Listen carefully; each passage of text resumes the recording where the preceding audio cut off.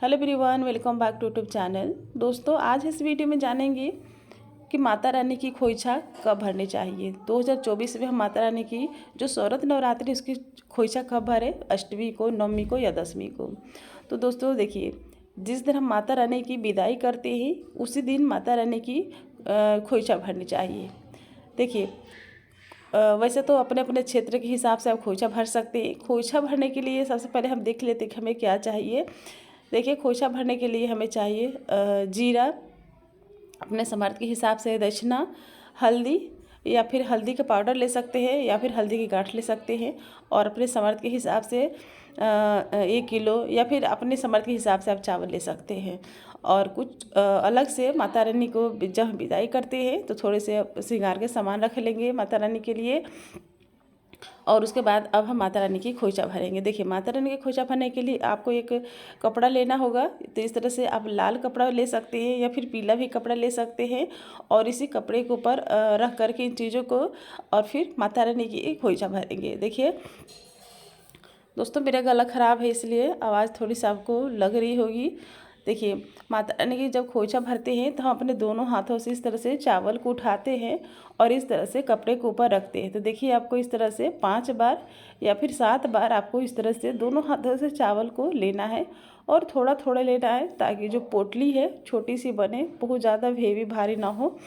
क्योंकि खोइछा भरना एक शगुन है, तो हमें शगुन के हिसाब से ही चावल को लेना है। और इस तरह से 5 बार या 7 बार ले सकते हैं। चावल रखने के बाद अब आपको हमें क्या चाहिए, इसमें हल्दी का पाउडर जैसे कि मैंने बताया, या फिर हल्दी की गांठ ले सकते हैं।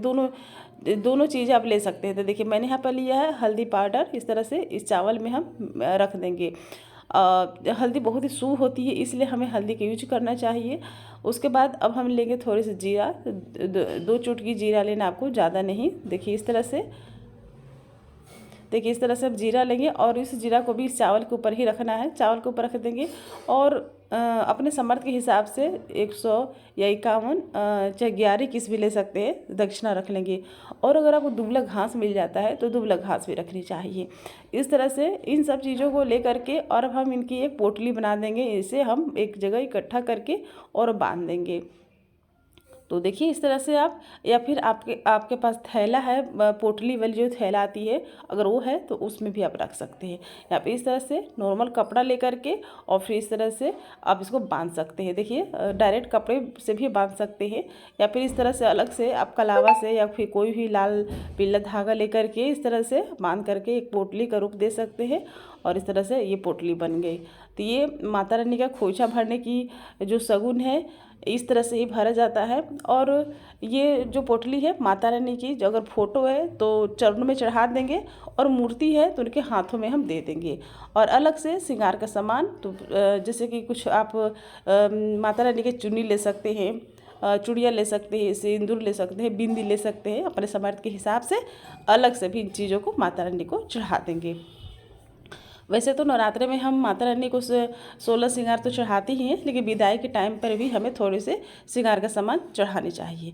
और ये जो चावल बच जाता है, इस चावल को आपके घर के जो भंडार है, जहाँ पर आप चावल रखते हैं, मसाले रखते हैं, जो भी चीज़ें हैं ये सब उसमें जा कर के हम मिला देंगे। जैसे कि चावल आपके ड्रम में है तो इस चावल को उसमें जा कर के मिला देंगे। जो जीरा है, जीरा वाले मसाले में डाल देंगे, हल्दी को हल्दी वाला पाउडर में डाल देंगे।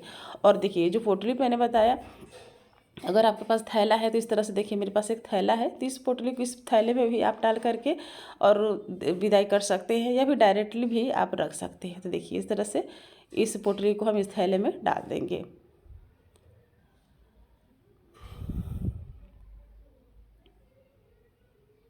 तो देखिए इस तरह से हम इस थैला को लेंगे और माता रानी के हाथों में आराम से लटका देंगे। अगर मूर्ति है तो, अब फोटो है, फोटो में आपने पूजा करी है तो हम इसे माता रानी के चरणों में चढ़ा देंगे। तो इस तरह से अपन, जैसे कि हमारे घर में बहू की विदाई होती है, बेटी की विदाई होती है, तो हम खोइछा भरते हैं, शगुन होता है। ठीक उसी तरह से हम माता रानी की खोइछा भरेंगे, उनकी विदाई करेंगे। वैसे माता रानी की विदाई हमें 10वीं तिथि के दिन ही करनी चाहिए।